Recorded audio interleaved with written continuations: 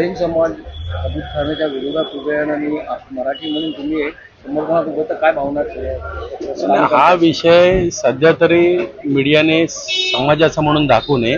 हा लोकांना होणाऱ्या त्रासाचा विषय. आम्ही इथे स्थानिक आहोत, आयुष्य आमचं इथे गेलेलं आहे.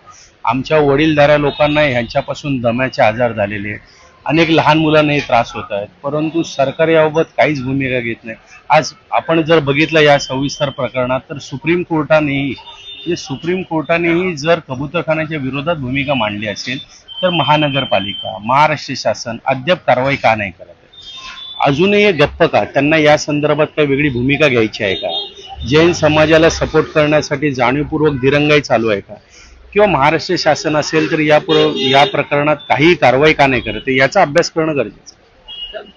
त्यांचा समाजाला म्हणजे जैन लोकांचा आणि लोकांना म्हणणं आहे की इथून पुढे काय त्रास होत नव्हता का, आत्ताच का त्रास व्हायला लागला? नाही, यापूर्वी पण त्रास होत होता. अनेक स्थानिकांनी यापूर्वी पण अनेक तक्रारी केलेल्या आहेत, परंतु याचा असा अर्थ असा आहे की भविष्यात पण त्रास व्हायलाच पाहिजे, त्याच्यानंतर जागे होणार नाही.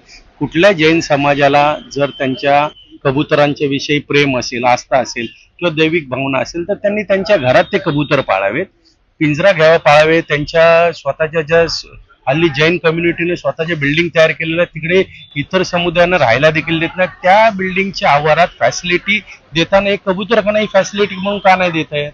त्यांनी एक फॅसिलिटी कबूतरखाना म्हणून पण द्यावी, आणि पण आमच्याकडून तो हलवावा असं आमच्या तरी प्रामाणिक इच्छा आहे. आता सर हे बंद झालंय, त्यामुळे त्याच्यानंतर आता टेरेसवर सुद्धा दाणे टाकण्यात येत आहे.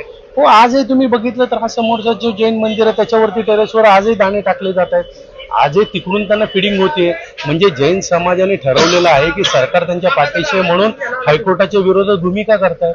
आज सगळ्यांना इथं दिसतं हे करतात, परंतु सरकार त्यांच्या विरोधात कारवाई देखील करत नाहीये.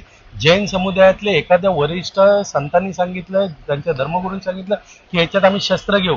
जर मराठी माणसांनी किंवा मुस्लिमांनी याविषयी जर बोलणं केलं असतं तर त्यांच्यावर कारवाई झाली असती, त्यांना अटक केली असती, पण त्यांना मुबलक सूट दिलेली आहे.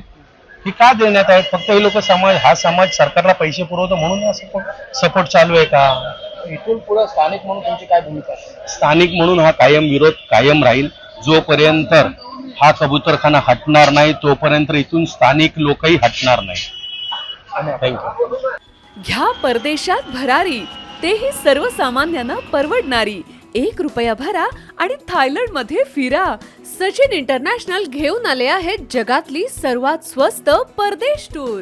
पूर्ण 5 दिवसांचं पॅकेज आता फक्त ₹32,999 पॅकेजमध्ये विमान प्रवास, हॉटेल, ब्रेकफास्ट, ट्रान्सपोर्ट आणि प्रेक्षणीय स्थळे.